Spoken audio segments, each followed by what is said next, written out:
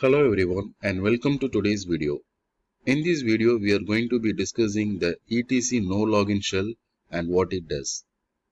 If you are an experienced Linux user, or you may have encountered this file before. But if you are new to the world of Linux, you might be wondering what it is all about. Essentially, the etc no login shell is a very simple and powerful tool that allows you to prevent the users from logging into your Linux system. It can be particularly useful in situations where you need to perform the system maintenance, or if you want to update some packages in your Linux server, or if you need to restrict the access to your system for some security reasons, and many more. In this video, we will take a closer look at how the etc no login shell works and walks through some examples of how you can use it to control the user access on your Linux system. So let's get started. Now, if you are going to set the etc no login shell for the existing users, means you need to use the command called the user mode. So this is the command. You can use it to set the etc no login shell for the existing users. And the syntax is user mode, then -s is the option to set the login shell. So in our case, we are going to set the no login shell. So the full location for the no login shell is usr, then /sbin, then followed by the no login shell name. Then space, you have to give the username. So this is the syntax. You need to use it to set the no login shell for the existing user account. So let me check.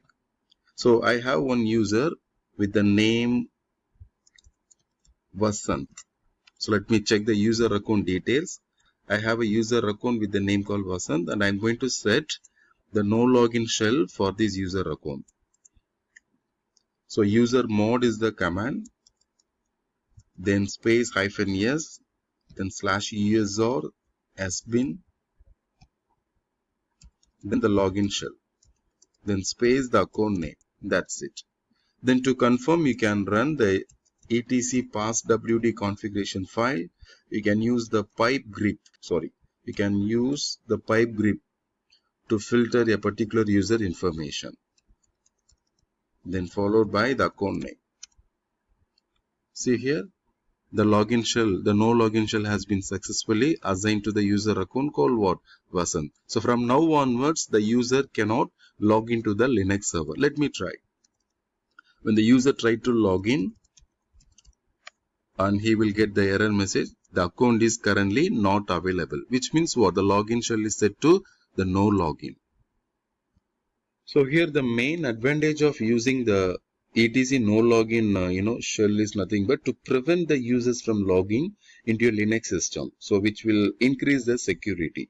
So by setting this file for a user, you can effectively prevent the unauthorized access to the Linux system, so which can be especially important in situations where some sensitive data or confidential information is stored. Additionally, setting this login shell, that is etc no login, can be helpful during the system maintenance, as it allows you to prevent users from login and potentially causing some disruptions or errors during the process. So overall, this file can be simple but effective way to enhance your Linux security and stability of your Linux servers. Thanks for watching.